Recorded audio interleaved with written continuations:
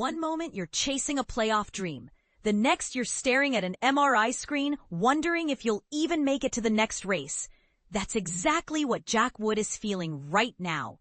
And it's the brutal reality every NASCAR driver lives with, no matter how promising the season looks on paper. But here's where it gets controversial. Some fans are already grumbling that Wood should have toughed it out for the Richmond showdown, arguing that short trap racing is less physically demanding than a road course. Others fire back that risking long-term damage for a long-shot playoff berth is reckless. Which side are you on? Let's rewind and unpack the whole story. Jack Wood's journey through the NASCAR Craftsman Truck Series has been a slow burn climb. He first popped onto the radar in 2021, driving the number 24 for GMS Racing, then migrated to Kyle Busch Motorsports in 2023, and finally settled into the number 91 Chevrolet with McAnally-Hilgemann Racing this year. Across 78 starts, he's logged plenty of learning experiences. But 2024 finally delivered a signature moment, a hard-fought 7th at Rockingham Speedway that had the entire crew grinning from ear to ear.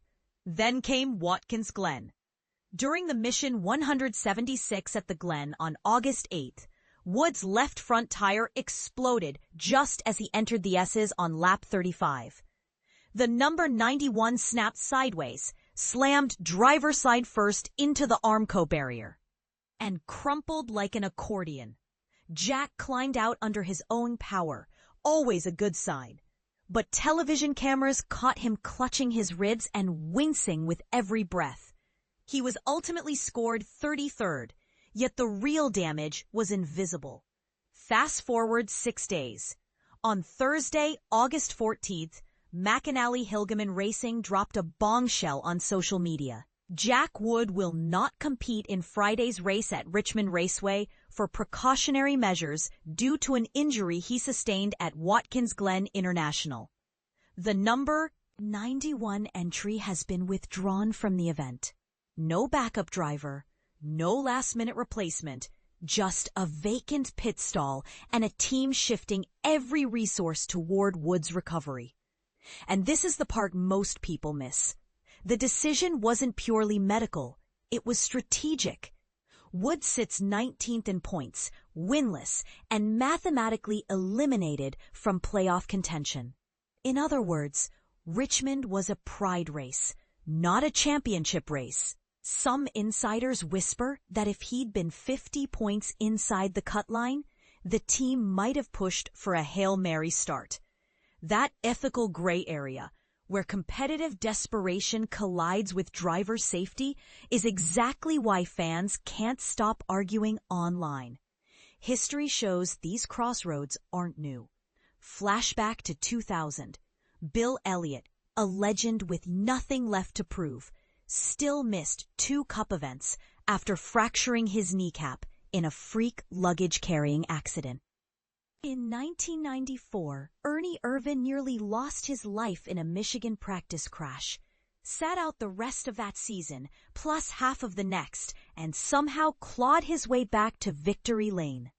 Those stories inspire us, but they also raise an uncomfortable question. Are we celebrating toughness or enabling unnecessary risk? For now, Wood's timeline is a giant question mark. The team promises an update at a later date, which in racing speak could mean anything from he'll be back next week to we're evaluating options for 2025. Meanwhile, the show rolls on. Richmond's Friday night eero 250 is no consolation prize. It's the regular season finale that will lock in the 10-driver playoff field. Corey Heim has already wrapped up the regular season crown with 6 wins and a 178-point cushion, but 4 playoff berths are still up for grabs on points alone. Grant Ensinger, Ty Majeski, Caden Honeycutt, and Jake Garcia currently hold the keys, while Ben Rhodes, -11, and Giovanni Ruggiero, -21, lurk just behind. One late caution, One aggressive dive bomb and the entire picture flips. Oh, and here's a spicy subplot. Stuart Friesen, yes, the same Stuart Friesen who won at Nashville earlier this year, won't even be in the truck. Injuries from a dirt-modified crash have sidelined him for the final two events, proving once again that danger doesn't clock out when you leave the asphalt. So, what do you think? Should Jack Wood have attempted to qualify and then pulled out if the pain became unbearable? Or is sitting out the only responsible call when your body sends up red flags? Drop your take in the comments. Let's see who can change someone else's mind tonight.